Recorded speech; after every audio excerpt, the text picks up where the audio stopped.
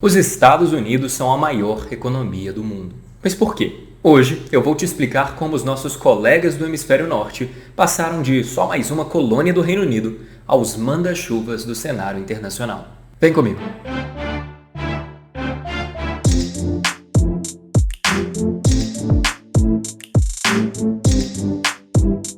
Olá, seja bem-vindo ao Nick Internacional.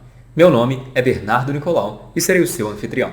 No vídeo de hoje, nós vamos falar deles, os líderes do Ocidente, os vencedores da Primeira e da Segunda Guerra Mundial, os caras que precisam de um mês para fazer uma eleição, os Estados Unidos da América, e como eles se tornaram os Estados Unidos da América que nós conhecemos hoje. Esse vídeo ia ter 3 partes.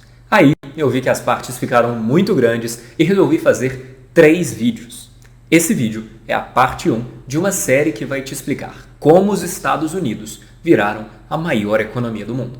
Nesse vídeo aqui, eu vou te dar um motivo histórico, um motivo cultural e um motivo político para os Estados Unidos terem crescido tanto. Se gostar desse vídeo, curta aqui embaixo e manda para aquele seu amigo que só não foi morar nos Estados Unidos ainda porque o dólar tá caro. E claro, se quiser continuar a ser a pessoa que impressiona o entrevistador da imigração com seus conhecimentos sobre o país dele, então não deixe de se inscrever aqui no canal para não perder nenhum envio. Sem mais delongas, vamos ao vídeo de hoje. Vamos começar com o motivo histórico para o crescimento dos Estados Unidos.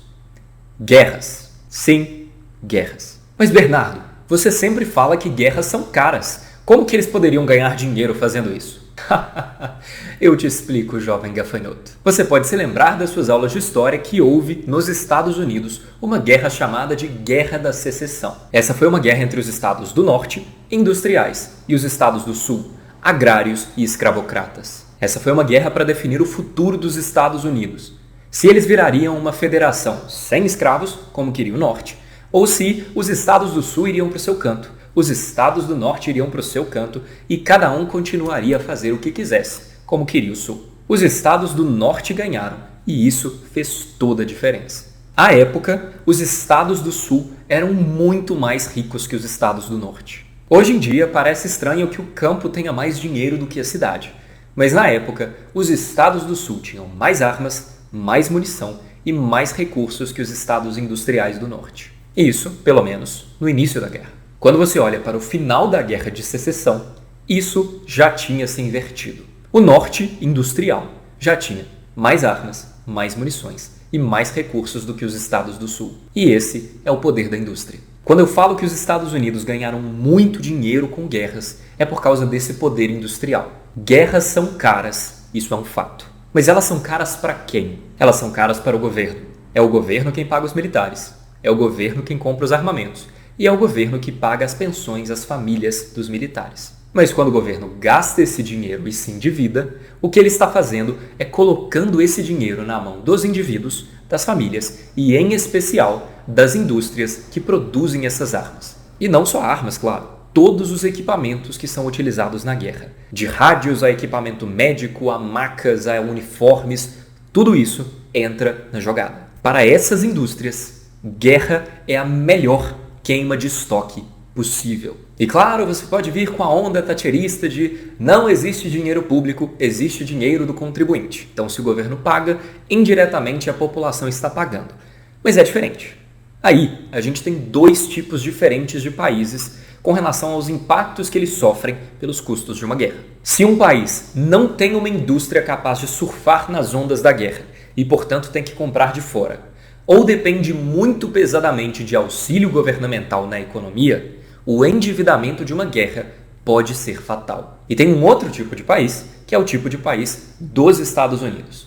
Eles tinham uma indústria própria que conseguia pegar esses pedidos do governo e produzi-los, e ao mesmo tempo eles não dependiam de interferência estatal. Eles uniram o útil ao agradável e entraram em todas as guerras que eles puderam. Guerras contra a Inglaterra, a Espanha, o México, os povos indígenas da América, e com todas essas guerras eles enriqueceram. Fora o enriquecimento por estarem gastando esse dinheiro nas indústrias do norte, eles também enriqueceram territorialmente. Eles conquistaram terras como Cuba, Porto Rico, Nicarágua, Panamá, conquistaram todas as terras a oeste até o Pacífico e com isso eles se apoderaram de todas as riquezas dessas terras. De vastas terras férteis a rios cheios de pepitas de ouro, os Estados Unidos viram a sua economia florescer.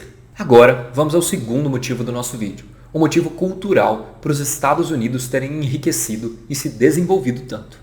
O motivo é religião. Diferentemente do Brasil, que sempre foi muito católico, os Estados Unidos foram colonizados, em sua maioria absoluta, pelos protestantes. E isso mudou tudo. Os protestantes, ou reformistas, foram grupos que propuseram alterações aos dogmas da Igreja Católica. De formas diferentes de professar a fé, a novas formas de culto, a novas formas de ler e interpretar a Bíblia. Eu vou te dar 2 exemplos do porquê os Estados Unidos saíram tão diferentes do Brasil, usando 2 vertentes protestantes, calvinistas e luteranos. Nos calvinistas, os Estados Unidos desenvolveram uma relação com a riqueza diferente daquela dos países católicos. Historicamente, para o catolicismo, a riqueza é algo ruim. A riqueza pode não ser um pecado em si, mas ela é uma porta de entrada para toda uma série de vícios. Como dito pelo próprio Jesus, segundo Lucas, pois é mais fácil passar um camelo pelo fundo de uma agulha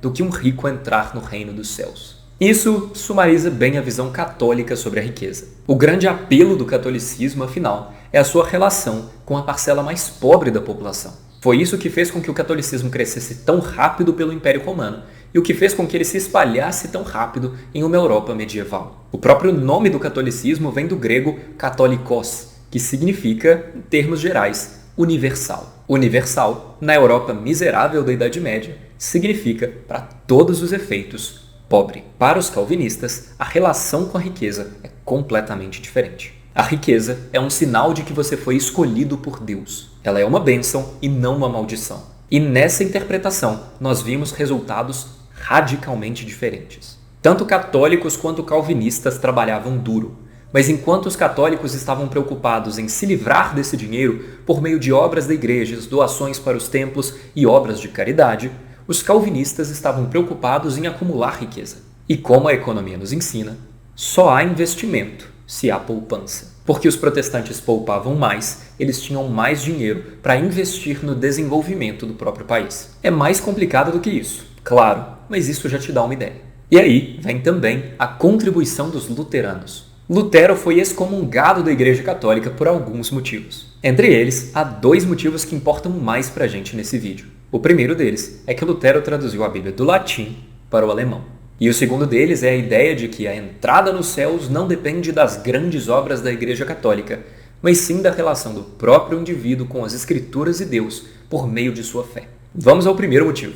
A tradução da Bíblia enfureceu a Igreja. A Bíblia, até então, só circulava em latim. E como você não tinha nem Duolingo, nem um professor de latim em cada esquina na época, isso significava que a leitura e o conhecimento da Bíblia ficavam, quase que exclusivamente, nas mãos da Igreja Católica. Se o padre falou que está no texto e acabou a conversa. A Bíblia era a palavra de Deus, e a palavra de Deus era o que o clero dizia que ela era. E essa era uma das ferramentas mais poderosas do catolicismo. Até que Lutero traduziu a Bíblia do alemão. De repente, tornou-se possível que cada pessoa tivesse a Bíblia na sua própria língua dentro de casa.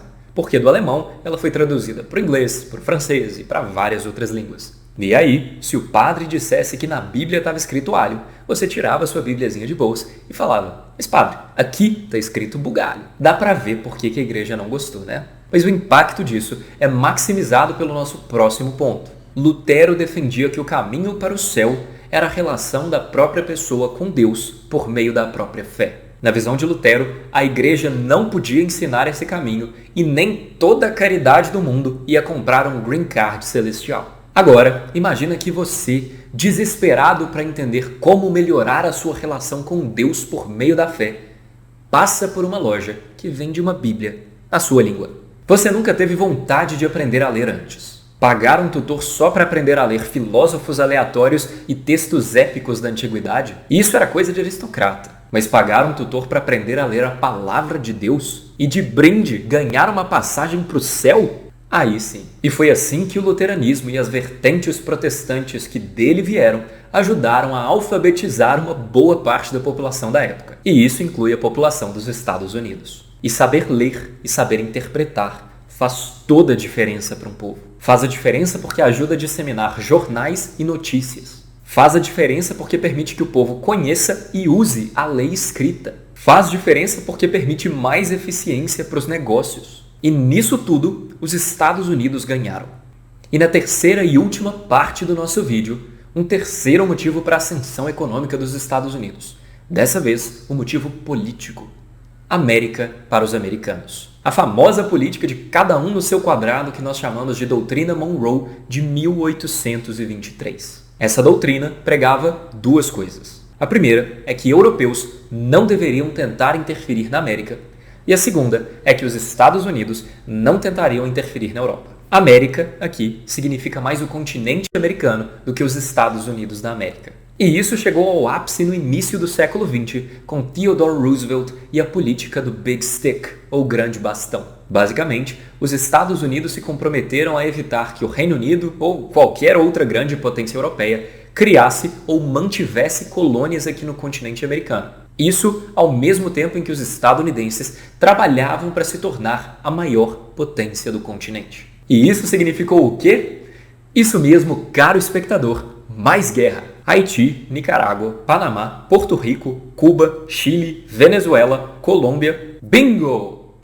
Eles invadiram todo mundo para garantir que a supremacia da região seria deles. E o outro lado da política eles evitavam ao máximo se envolver em conflitos europeus. Os Estados Unidos não queriam gastar dinheiro com conflitos distantes de países com os quais eles não se importavam. Essa ideia de cada um no seu quadrado foi o que fez os Estados Unidos ignorarem a Primeira Guerra Mundial por grande parte da sua duração e ignorarem a Segunda Guerra Mundial até Pearl Harbor. Foi em 1914, por exemplo, que o então presidente Woodrow Wilson lançou o slogan America First, recentemente copiado por Trump, para explicar por que ele não iria entrar na Primeira Guerra Mundial. Claro, 3 anos depois ele voltou atrás e entrou na guerra, mas evitou fazer isso o máximo que conseguiu. E por que essa política de América para os americanos ajudou os Estados Unidos a se tornarem a maior economia do mundo? Em primeiro lugar, porque eles conquistaram a América inteira. O Canal do Panamá e o Canal do Nicarágua foram idealizados nessa época, por exemplo. Porto Rico e Cuba foram tomados nessa época. Isso fora todos os outros países que começaram a pagar tributos e negociar preferencialmente com os Estados Unidos por causa dessa pressão,